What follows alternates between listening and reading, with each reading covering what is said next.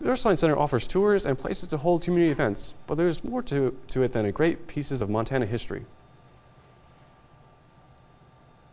It's been decades since the current Ursuline Centre opened. People of all ages and generations have strolled through these halls through the years, including one tour guide and night watchman, George DiGiorgio.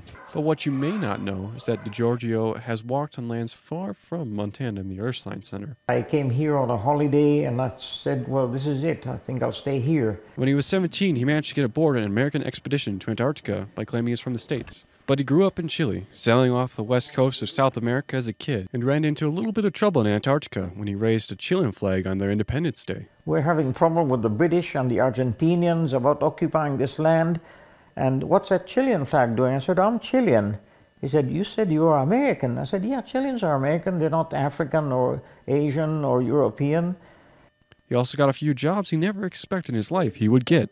Jobs where he just had to be in the right place at the right time. I got jobs that I never thought I would. Like I was hired by Avery Brundage, who was the head of the International Olympic Committee for the Olympics in Mexico. I was the harbor master for the 1968 Olympics. Aside from being a harbor master, he even got to do some PR work for various teams at the Olympics, thanks to being multilinguistic. You have the Aruba and Curacao team. I said, Aruba and Curacao, they're sailing? I said, no, this isn't sailing, this is synchronized swimming. And I knew nothing about synchronized swimming. After a good life of adventure, DiGiorgio made it to the States and worked in Los Angeles for a time, then decided to take a trip up to Montana. After seeing the big sky country, the laid-back attitude of everyone, and far less traffic, he decided to make it his home here. DiGiorgio says he's coming up on 90 years of age and he still isn't thinking about retiring.